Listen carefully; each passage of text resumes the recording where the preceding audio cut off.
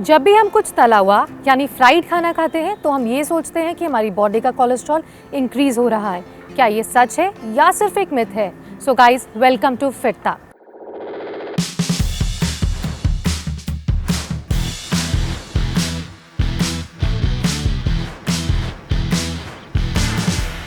आज हमसे इस बारे में बात करने के लिए है Disha. She is the founder of Nutri Fitness. Hi Disha. Hi. So Disha, ऐसे कौन कौन से फूड आइटम्स हैं that are rich in cholesterol? बहुत सारे फूड आइटम्स हैं जो कोलेस्ट्रॉल में काफ़ी रिच होते हैं, जैसे कि फुल क्रीम मिल्क हो गया, एग योक्स हो गए, मटन हो गया।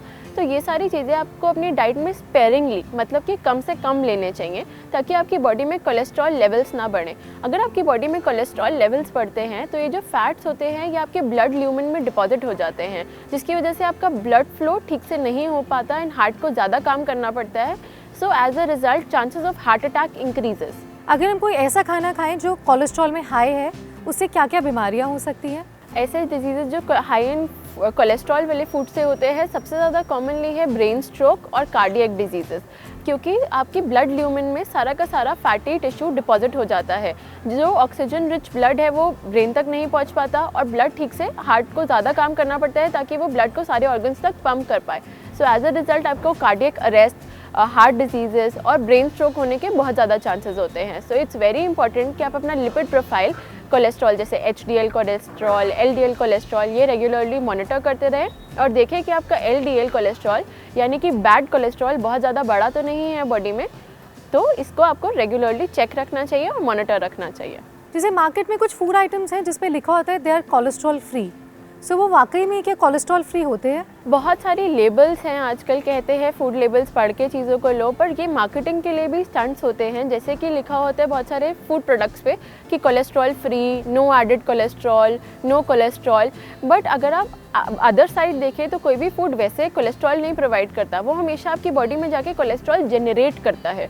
तो कोलेस्ट्रॉल फ्री तो सारे फूड्स ही होते हैं। तो कोलेस्ट्रॉल गलत लेबल्स से मिसगाइड ना हो और ज़रूर देखें कि उसमें फ़ैट्स कितने हैं, उसमें कैलोरीज कितनी हैं, उसमें शुगर्स कितने हैं, और तभी एक प्रोडक्ट को चूज़ करें और उसको अपनी डाइट में इंक्लूड करें। अगर बॉडी में कोलेस्ट्रॉल लेवल इंक्रीज होता है तो हम उसे कैसे कंट्रोल कर सकते हैं? हाई कोलेस्ट्रॉल लेवल्स को कम करने के लिए इम्पॉर्टेंट है कि आप अपनी डाइट में फाइबर का इंटेक बढ़ाएं, जिससे कि वो जो डिपॉजिटेड कोलेस्ट्रॉल होता है वो धीरे धीरे ऑक्सीडाइज होकर आपका ल्यूमेन फिर से ब्रॉड हो जाता है। सेकेंडली बहुत इंपॉर्टेंट है कि आप अपनी डाइट में गुड फैटी एसिड्स इंक्रीज करें, जिससे कि आपका हाई डेंसिटी लिपोप्रोटीन या फिर गुड कोलेस्ट्रॉल इंक्रीज हो। आप ये कैसे इंक्लूड कर सकते हैं?